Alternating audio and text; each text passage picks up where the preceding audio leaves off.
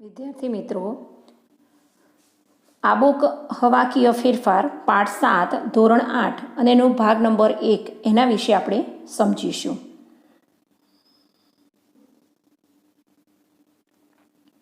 પૃથ્વીની ચારે બાજુ વીંટળાઈને આવેલા હવાના આવરણને વાતાવરણ કહેવામાં આવે છે.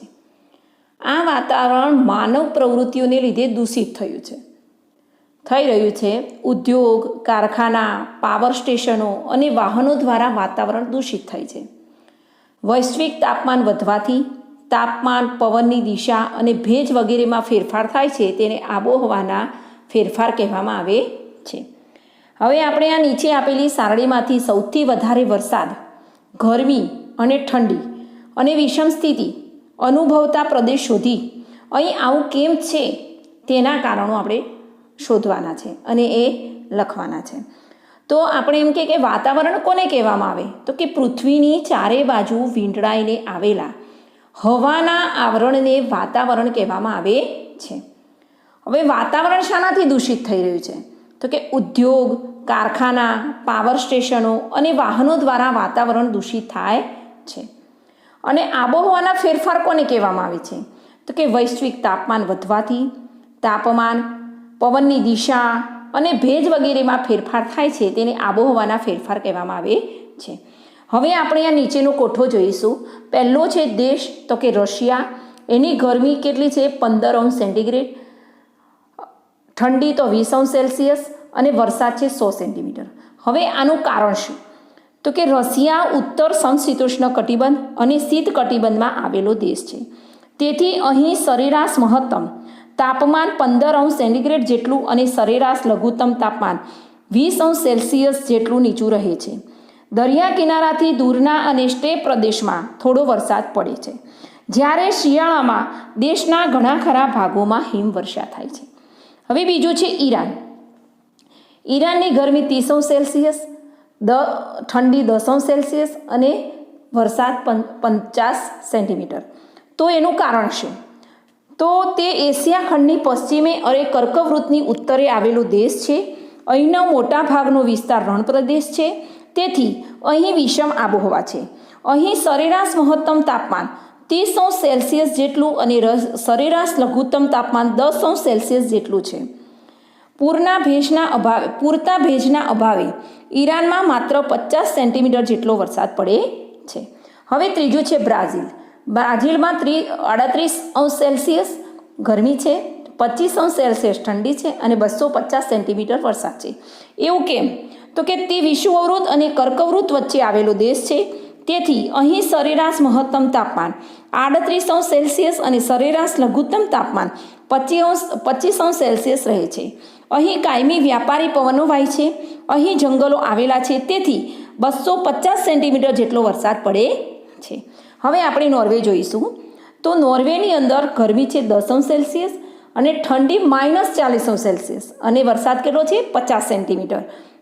તો તે નોર્વે ઉત્તર સમશીતોષ્ણ કટિબંધ અને શીત કટિબંધમાં આવેલો દેશ છે. તેથી અહીં સરેરાશ મહત્તમ તાપમાન 10 જેટલું સાધારણ અને સરેરાશ લઘુત્તમ તાપમાન -40 જેટલું નીચું રહે છે. અહીં ઉત્તર એટલાન્ટિક મહાસાગરના ગરમ પ્રવાહની અસરથી વરસાદ 50 સેન્ટીમીટર જેટલો પડે છે. શિયાળામાં અહીં હિમવર્ષા થાય છે. હવે 5 નંબર છે ફિલિપાઇન્સ. ફિલિપાઇન્સમાં ગરમી છે 35 અને ઠંડી છે 30. તો એનો વરસાદ છે 300 સેન્ટીમીટર. તો એવું કેમ? તો કે તે વિષુવવૃત્તથી ઉત્તરે 10 અક્ષાંશથી 20 અક્ષાંશવૃત્ત વચ્ચે આવેલો ટાપુઓનો દેશ છે. દરિયાઈ આબોહવાને કારણે અહીં 30 થી 35 જેટલું તાપમાન રહે છે. અહીં દરિયા પરથી ભેજવાળા વ્યાપારી પવનો વાય છે. તેથી અહીં 300 સેન્ટીમીટર જેટલો વરસાદ પડે છે. હવે 6 નંબર છે સાઉદી અરેબિયા. તો ગરમી એની કેટલી છે? 45 અને ઠંડી છે 29 અને એનો વરસાદ કેટલો છે? 10 સેન્ટીમીટર. તો એવું કેમ? તો કે સાઉદી અરેબિયામાં તે વિષુવવૃત્તથી ઉત્તરે 15 અક્ષાંશથી 30 ઉત્તર અક્ષાંશ વચ્ચે આવેલો દેશ છે. કર્કવૃત્ત તેની મધ્યમાં થઈને પસાર થાય છે. વળી તેના મોટા ભાગનો વિસ્તાર રણ પ્રદેશ છે. તેથી અહીં સરેરાશ મહત્તમ તાપમાન 45°C જેટલું ઊંચું અને સરેરાશ લઘુત્તમ તાપમાન 29°C જેટલું રહે છે. ભેજવાળા પવનો અહીં સુધી આવતા સૂકા બની જતા હોવાથી વરસાદ માત્ર 10 સેન્ટીમીટર જેટલો પડે છે. આ આપણે એમની વરસાદ, ગરમી, ઠંડી અને વિષમ પરિસ્થિતિ અને એના કારણો જોયા. હવે આગળ જોઈશું હવામાન એટલે શું. તો કે કોઈ પણ પ્રદેશના તાપમાન, ભેજ અને વરસાદની ટૂંકા ગાળાની સરેરાશ સ્થિતિ એટલે હવામાન. હવે આપણે બાજુના બે નકશા જોવાના છે. પહેલો નકશો છે એ બી ભારતનો છે અને બીજો નકશો એ પણ ભારતનો છે. હવે પહેલા નકશાની અંદર તાપમાન દર્શાવેલું છે અને બીજા નકશાની અંદર એ વાદળછાયું વાતાવરણ, એટલે ભારતના કઈ જગ્યાએ કેટલું તાપમાન છે અને વાદળછાયું વાતાવરણ એ ક્યાં છે એ જોવાનું છે. હવે એ આપણા નોટબુકમાં લખવાનું છે. આ સ્થળે હવામાન કેવું છે. તો નકશાના દર્શાવેલા તાપમાન જોતા જણાય છે કે ભારતમાં હાલ શિયાળો છે. કઈ ઋતુ છે? શિયાળો. ઠંડીનું પ્રમાણ ઉત્તર ભારતમાં વધારે, પૂર્વ અને પશ્ચિમ ભારતમાં સાધારણ તથા દક્ષિણ ભારતમાં સાવ ઓછું છે. સૌથી મહત્તમ તાપમાન અમદાવાદમાં છે 33°C છે. જ્યારે સૌથી ઓછું તાપમાન, લઘુત્તમ તાપમાન લખનૌમાં છે. હવે લખનૌમાં 9°C છે. ભારતમાં ઉત્તરના પહાડી પ્રદેશો અને તમિલનાડુ સિવાયના બધા જ પ્રદેશ આકાશ એકંદરે વાદળ વગરનું સાફ છે. ફક્ત ક્યાં? ઉત્તરનો પહાડી પ્રદેશ છે અને નીચે તમિલનાડુ છે. તમિલનાડુમાં આકાશ વાદળોથી છવાયેલું છે. બીજા નંબરના નકશાની વાત છે. ત્યાં વરસાદ થવાની તેમજ પશ્ચિમ હિમાલયના પહાડી પ્રદેશોમાં વરસાદ કે હિમવર્ષા થવાની સંભાવના છે. આ બે નકશા આપણે જોયા. હવે આ નકશાની અંદર તમારે સેલ્સિયસ વાંચવાના છે, પણ હવે જુઓ એના સેલ્સિયસ આપણે વાંચીશું તો અમદાવાદનું 33° છે, તાપમાન એનું કેટલું છે? 33° છે, બરાબર. પછી નીચે મુંબઈનું 31 છે, હૈદરાબાદનું 32 છે, ચેન્નઈનું 31 છે, કોલકાતાનું 29 છે, લખનૌનું 9 છે અને ન્યૂ દિલ્હીનું 22 છે. એટલે એ વચ્ચેના ગાળાનું છે, બરાબર. હવે આ તમારે જોવાનું છે. હવે આપણે આને કહી શકીએ કે હવામાન એટલે શું. હવામાન એટલે શું? તો કે કોઈ પણ પ્રદેશના તાપમાન, ભેજ અને વરસાદની ટૂંકા ગાળાની સરેરાશ સ્થિતિ એટલે હવામાન. પહેલા નકશાની અંદર શું આપેલું છે? તાપમાન. તાપમાન કેટલું છે એ ઉપરથી આપણે અંદાજ લગાવી શકીએ કઈ ઋતુ ચાલે છે, પણ તાપમાન ઉપરથી કહી શકાય કે શિયાળો છે. હવે બીજા નકશાની અંદર જ્યાં જ્યાં વાદળ દેખાય છે ત્યાં વાદળછાયું વાતાવરણ છે અને વરસાદ આવવાની સંભાવના છે. હવે આબોહવા એટલે શું? તો કે કોઈ પણ પ્રદેશના 35થી વધારે વર્ષોના સરેરાશ તાપમાન, ભેજ અને વરસાદની સરેરાશ સ્થિતિ એટલે આબોહવા.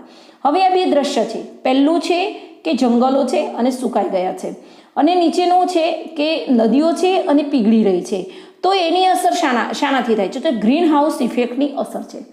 ગ્રીન હાઉસ ઇફેક્ટના આ અસર છે, એટલે કે જંગલો સુકાવા માંડે છે, હિમ નદીઓ પીગળવા માંડી છે. હવે આપણે કહી શકીએ કે આબોહવા એટલે શું? તો કે કોઈ પણ પ્રદેશના 35થી વધારે વર્ષોના સરેરાશ તાપમાન, ભેજ અને વરસાદની સરેરાશ સ્થિતિ એટલે આબોહવા. હવે ગ્રીન હાઉસ ઇફેક્ટ છે. આપ જાણો છો કે ઠંડી આબોહવાવાળા દેશોમાં સૂર્યતાપ ઓછો અનુભવાય છે. તેથી છોડ, શાકભાજી તથા વૃક્ષોનો વિકાસ અટકે છે. તેથી પર્યાપ્ત માત્રામાં ગરમી મળી રહે તેવી રીતે કૃત્રિમ વ્યવસ્થા કરવામાં આવે છે. તે માટે કાચ કે કાપડની છત રાખવામાં આવે છે. તમે ઘણી વખત જોયું હશે કે લીલા કાપડ હોય એને ઉપર આમ બાંધી અને સરસ આમ ઘર જેવું, આમ બહારથી આપણને એવું લાગે કે કોઈ તંબુ બાંધેલો છે ને કોઈને રહેવા માટે કરેલું છે, પણ એની અંદર છોડ, ફૂલ છોડ, એટલે કે એને ગરમી અને ઠંડી વધારે સપ્રમાણમાં મળી રહે એટલા માટે એ ગ્રીન હાઉસ ઇફેક્ટ એટલે એ બાંધવામાં આવે છે. તો જેથી એ ગરમી જળવાઈ રહે છે, જેને ગ્રીન હાઉસ ઇફેક્ટ કહેવામાં આવે છે. હવે બદલાતી આબોહવા. આબોહવા બદલાતી રહે છે. 35 વર્ષનું સરેરાશ ગાળાનું તાપમાન હવા, એના દ્વારા આપણે આબોહવા માપી શકીએ છીએ. અને આપણે આ ચિત્ર જોવાના છે અને એક વાક્ય નોટમાં લખવાનું છે. પહેલું ચિત્ર દુષ્કાળનું છે, એટલે કે સતત 2-3 વર્ષ સુધી વરસાદ ન પડે તો આપણે એને દુષ્કાળની પરિસ્થિતિ કહી શકીએ છીએ. બીજું છે રણ પ્રદેશ છે, અને રણ પ્રદેશની અંદર જંગલો સુકાઈ ગયા છે, ઝાડ સુકાઈ ગયા છે અને રેતી દેખાય છે. ત્રીજાની અંદર સરોવર છે અને એની અંદર પાણી ભરેલું છે. હવે ત્રીજું છે હિમાલય પર્વતનું છે અને એની ઉપર બરફ છવાયેલો છે. ચોથું છે જંગલો છે, લીલાછમ જંગલો છે. અને છઠ્ઠું છે પૂરના દ્રશ્યો છે. પૂર આવેલું છે અને ધોધમાર વરસાદ પડેલો છે. હવે આગળ જોઈશું ગ્લોબલ વોર્મિંગ, વૈશ્વિક તાપવૃદ્ધિ અને એટલે શું? તો કે ગ્લોબલ વોર્મિંગ એટલે પૃથ્વીના વાતાવરણને ગરમ કરનારી green house effect. Green house effect એટલે કે સૂર્યના કિરણો સાથે આવતી ગરમીને વાતાવરણમાં આવ્યા પછી પૃથ્વી પર અથડાઈને પરાવર્તન પામી પાછી અવકાશમાં જવા ન દેવાય તેવી સ્થિતિ. આવું કંઈક કરી શકીએ. હવે આપણે ગ્લોબલ વોર્મિંગ છે. હવે આ ધારો કે આપણને ચિત્ર આપેલું છે. આ એટમોસ્ફિયરનું પડ આપેલું છે અને એની અંદર અત્યારે હાલ ગાબડા પડી ગયા છે. એ જે પડ એ ઓઝોન વાયુનું છે, બરાબર. હવે આ જે સૂર્યની ગ્રીન હાઉસ ઇફેક્ટ આપણે કોને કહીએ તો કે ગ્લોબલ વોર્મિંગ એટલે પૃથ્વીના વાતાવરણને ગરમ કરનારી ગ્રીન હાઉસ ઇફેક્ટ. હવે ગ્રીન હાઉસ ઇફેક્ટ એટલે શું?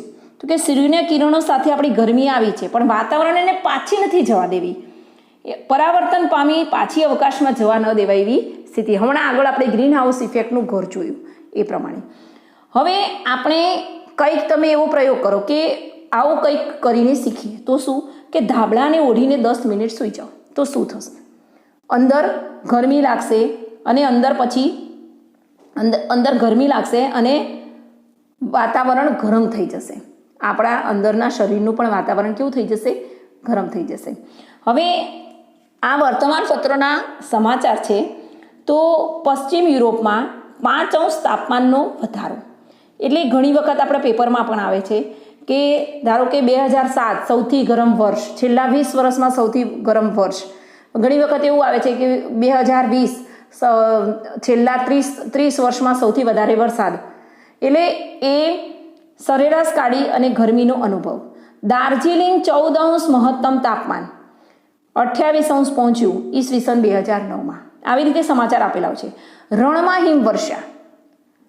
રણ પ્રદેશમાં ઘણી વખત વરસાદ પણ ના પડે તો હિમવર્ષા. હિમવર્ષા એટલે બરફ સાથે વરસાદ પડવો ને એને હિમવર્ષા કહેવાય. મુંબઈમાં એક જ દિવસમાં 942 મીમી વરસાદ ઈસવીસન 2005માં. ઘણી વખત બહુ જ વરસાદ પડે તો પૂરનું દ્રશ્ય સર્જાઈ જાય છે. ઓસ્ટ્રેલિયામાં ગરમીનો ઊંચે ચડતો પારો ઈસવીસન 2006માં. સુંદરવન ડૂબી રહ્યું છે. એટલે કે જે જંગલ છે, 2 નદીઓનો સંગમ થાય છે અને ત્યાં સુંદરવન બનેલું છે અને એ સુંદરવન ડૂબી રહ્યું છે. એટલે કે ત્યાં નદીઓનું પાણી વધારે પડતું ભરાઈ જાય એટલે પછી ડૂબી જાય. ઘણી વખત આ દરિયાઓ આગળ આવી અને જમીનને પણ અત્યારે જે અરબ સાગર છે, હિન્દ મહાસાગર છે, એ બધા જ પહેલાં હિન્દ મહાસાગર છે નીચેની સાઈડ, એ બધા એક ભૂમિ ઉપખંડ હતો. પરંતુ આબોહવામાં ફેરફારના કારણે કે ભૂકંપ આવ્યું હોય, સુનામી આવ્યું, એની કારણે એ ત્યાં પાણીનો ભાગ થઈ ગયો અને દરિયો થઈ ગયો, બરાબર. એવી રીતે આબોહવામાં બદલાતી આબોહવામાં ફેરફાર થવાના કારણે આ પણ થાય છે. નેપાળમાં ખુંબુ નામની હિમ નદીમાં 5 કિલોમીટરનો ઘટાડો. એટલે નદીઓ પીગળી જાય એટલે એમાં ઘટાડો થઈ ગયો. એન્ટાર્કટિકામાં 35 દિવસમાં 3250 ચોરસ કિલોમીટર બરફની છાચલી પીગળી ગઈ. કેટલા? 3250 ચોરસ કિલોમીટરની. એટલે એટલી ગરમી પડે એટલે બરફ પીગળવા માંડે. નદીઓમાં પાણીના સ્ત્રોત ઘટ્યા. નદીઓમાં પાણી ઘટી ગયું ગરમીના કારણે, વાતાવરણમાં પ્રદૂષણના કારણે. હવે પૃથ્વી ગરમ કેમ થાય છે? હવે પૃથ્વી પરનું તાપમાન દર્શાવતું ચિત્ર આપેલું છે, સાથે ખંડ આપેલા છે અને એનું ગ્રીન હાઉસ ઇફેક્ટમાં સક્રિય ફાળો આપતા carbon dioxide, methane, nitrous oxide, chlorofluorocarbon એટલે કે CFC, હેલોકાર્બન એ ગ્રીન હાઉસ વાયુઓ તરીકે ઓળખવામાં આવે છે. આ વાયુઓનું પ્રમાણ વધવાથી આબોહવા પરિવર્તન, ક્લાઇમેટ ચેન્જનો પ્રશ્ન ઉદ્ભવ્યો છે. ક્લાઇમેટ ચેન્જ એટલે શું? આબોહવા પરિવર્તન, બરાબર. હવે આ પ્રશ્ન આપણને પૂછી શકાય કે ગ્રીન હાઉસ વાયુ કયા હોય છે? તો ગ્રીન હાઉસ ઇફેક્ટમાં સક્રિય ફાળો આપતા carbon dioxide, methane, nitrous oxide, chlorofluorocarbon એટલે કે CFC અને હેલોકાર્બન ગ્રીન હાઉસ વાયુઓ તરીકે ઓળખવામાં આવે છે. હવે છેલ્લા 100 વર્ષોમાં તાપમાનમાં 0.6 સેન્ટીગ્રેડનો વધારો થયો છે 100 વર્ષોમાં.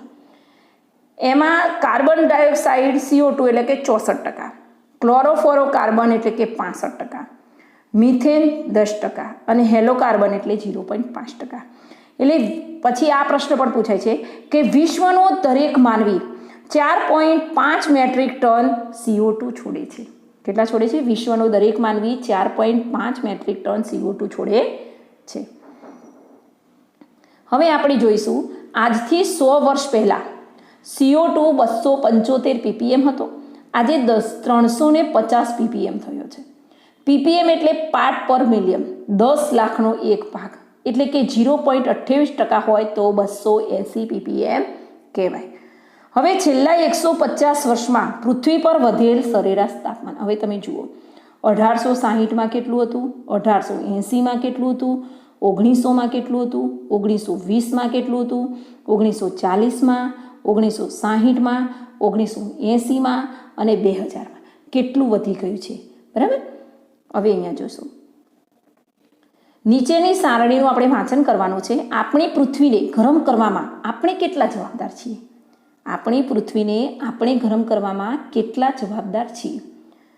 હવે ગ્રીન હાઉસને અસર કરતા વાયુના ઉત્સર્જનનું પ્રમાણ એ અસર કરે એટલે વાતાવરણ ગરમ થાય અને પ્રદૂષણ થાય અને એ આપણને અસર કરે એટલે માનવ જીવનની અને બધી કુદરતી વસ્તુઓને અસર કરે. જંગલો છે, રણો છે, પછી પાણી છે, નદી સાગરો છે, એ બધાને અસર કરે. એટલે એની અંદર કયા કયા વાયુ અને કયું કયું સ્થળ અને વસ્તુ કેટલી અસર કરે છે આપણે જોવાની છે. આ પ્રશ્ન આપણને પૂછી શકે છે. તો કે થર્મલ પાવર મથક 200 મેગાવોટ વાર્ષિક એ કેટલું ઉત્સર્જન કરે છે કે 9 લાખ ટન. વાયુનું ઉત્સર્જન કેટલું કરે છે? 9 લાખ ટન. હવે મોટર કાર વાર્ષિક તો 17 કરોડ ટન. એસી સરેરાશ 2 કલાક, 2 કલાકમાં એસી કેટલું વાયુને ઇફેક્ટ એ ગ્રીન હાઉસને કેટલું ઇફેક્ટ કરે છે? કેટલા? 24 કલાકમાં 2230 કિલોગ્રામ. ટીવી તો કે 24 કલાકમાં 190 કિલોગ્રામ. ટ્યુબલાઇટ તો 24 કલાકમાં 88 કિલોગ્રામ. કોમ્પ્યુટર તો કે 24 કલાકમાં 130 કિલોગ્રામ. અને ફ્રીજ તો 24 કલાકમાં 920 કિલોગ્રામ. આ પ્રશ્ન આપણે વિકલ્પોની અંદર પૂછાઈ શકે છે. તો વર્લ્ડ મીટીરિયોલોજીકલ ઓર્ગેનાઇઝેશન એટલે કે WMO એ વિશ્વ હવામાન સંસ્થા છે. તે જણાવે છે કે 1850થી આજ સુધીમાં ઈસવીસન 2008ના વર્ષમાં સમુદ્ર અને જળ સપાટી પરનું સંયુક્ત તાપમાન 0.31 સેન્ટીગ્રેડ હતું. તે ઈસવીસન 1961થી ઈસવીસન 1990ના ગાળાના સરેરાશ તાપમાન કરતાં વધારે હતું. એટલે જેમ જેમ માનવ વસ્તી વધતી જાય એમ એમ સાધનો પણ વધતા જાય અને એમ વાતાવરણને અસર કરતા જાય અને એ વાતાવરણને વાયુઓ છોડે અને વાતાવરણને ગરમ કરતા જાય અને પ્રદૂષણ ફેલાવતા જાય અને જે સજીવ સૃષ્ટિ છે એને નુકસાન કરે. હવે આ પાઠને આ વિડીયોને તમે સાંભળશો અને આને સમજવાનો પ્રયત્ન